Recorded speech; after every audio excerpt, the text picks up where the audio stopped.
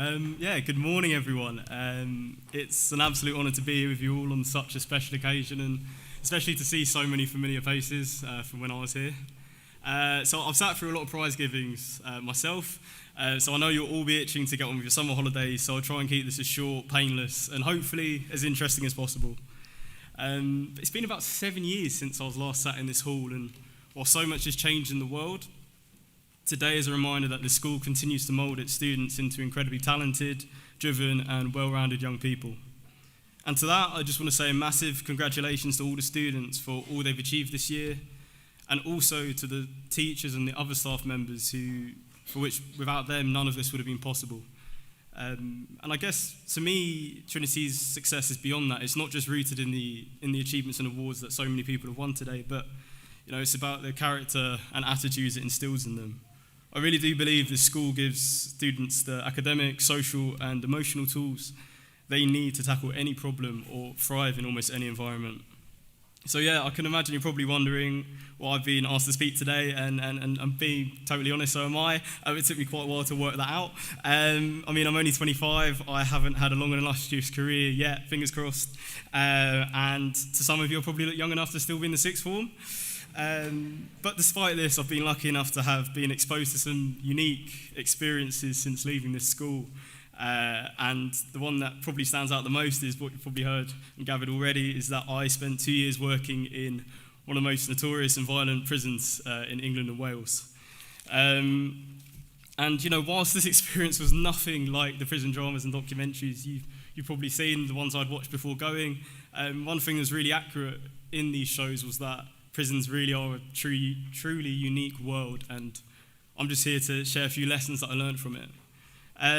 So the first lesson was that you're not defined by your past, and you really can escape the psychological, or in some cases physical, prison that you're currently stuck in.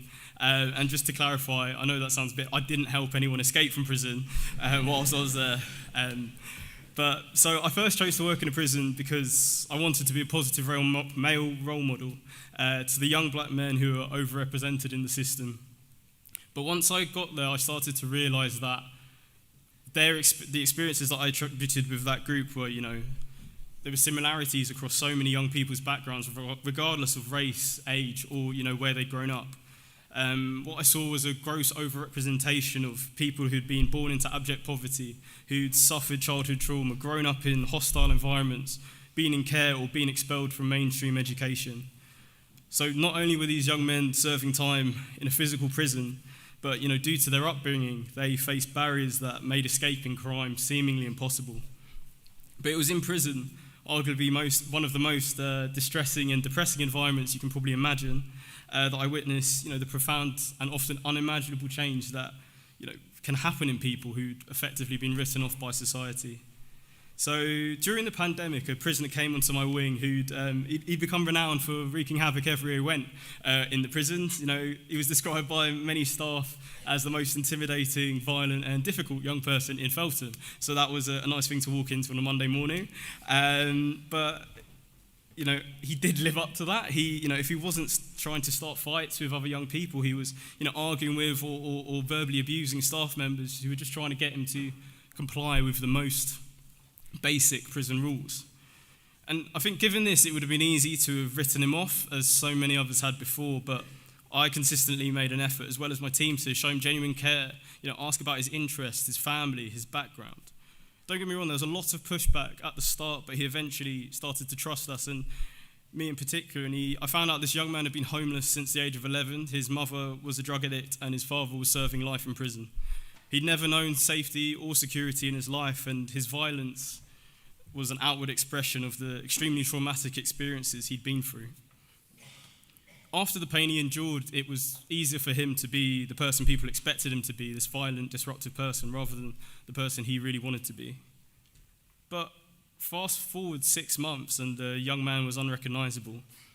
What had simply started as saying please and thank you had turned into becoming one of the most trusted prisoners on my wing, and even securing an apprenticeship to be started on release. His transformation did not happen overnight, but it was built through taking really small steps every day into the unknown, which for him was trying a new way of living. So I only played a really small role in his story, but what this showed me was that, if people who have endured unthinkable hardships can overcome some of the barriers that hold them back, so can anyone.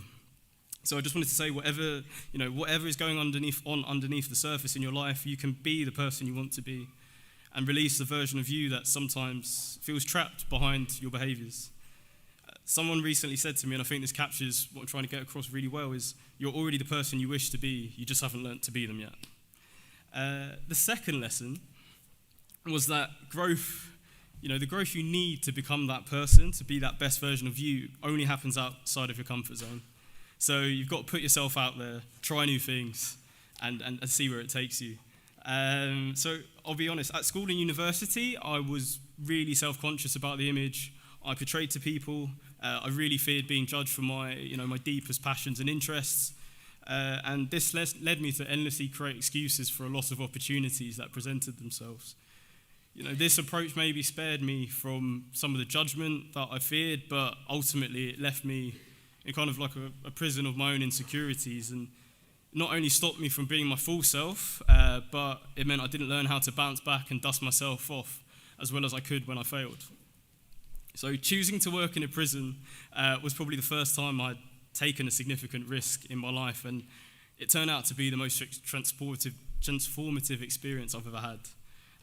Amidst all the chaos and unpredictability of prison life, I developed, my resilience, problem solving, relationship building, and I suddenly became a lot more interesting at parties. So walking into prison every day, as you can imagine, you have no idea what you're going to face. Every single day took me out of my comfort zone and tested me in ways I never would have imagined when I was a student here. My days range from trying and too often failing to get teenagers to clean their rooms, which a lot of parents I can imagine in the audience can relate to trying to de-escalate extremely volatile situations, to helping boys prepare for their maths GCSE. And throughout it all, I never really knew what I was doing, but I think it was because of that I learned so much. And whilst people do say fake it till you make it, and I definitely had to fake it at points, probably the majority of the time, I learned that you have to fake it authentically in a way that's still true to who you actually are. But yeah, to summarise, I think you can't be the person you want to be without putting yourself in situations which or in some cases force, that best version of yourself out of you. And I'm by no means advocating for any of you to go and work in a prison, but I want to encourage you to be bold, take risks, and occasionally jump into the unknown. And, the reality is, on that path, setbacks are inevitable. You'll be knocked down many times, but to me, the greatest measure of progress is not just by your achievements, but also by how quickly you bounce back from when you've last failed. Whatever it is, as long as it's legal, give it a go and get involved. And then the final reflection I want to share is just that by being sat in this hall today, you're in an incredibly privileged position, because as a Trinity student, you have access to opportunities that so many young people and children in this country could only dream of. In prison, I met so many young people who looked, spoke, and behaved just like me and you. And it often left me struggling to understand how, despite their obvious natural talents, they'd ended up in custody and I hadn't. And I would always think, how different would their life have been if they'd gone to a school like this? So, under the hyper-masculine persona and ultra-toughness that a lot of these young men try to portray, the prisons I worked with were some of the most vulnerable and broken and insecure people I'd ever come across. This was all too often rooted in the depths of deprivation that they've been raised in, deprivation that so many young people and adults face in this country, and things are only getting worse due to the current climate. These young men were often themselves victim of, exploitation by gangs and other criminal organisations, whether it was, waiting outside of a pupil referral unit where children go when they're expelled from school and just picking up those children and enticing them into gangs, or waiting outside of a chicken shop to see who's not got money to buy food and then offering them money. These older gang members were often the first people to give these young men a family, a sense of identity, and a promise of a better life. So as time went on, I really realised that, If you or I had been, born in a slightly different postcode, had different parents, or gone to a different school, we could have very easily have been in their position. I realised the difference between being free and being in prison was not simply a matter of being good or bad. Yes, we all have a choice, but so much of who we are and the choices we make are heavily shaped by the social and physical environments that we're exposed to.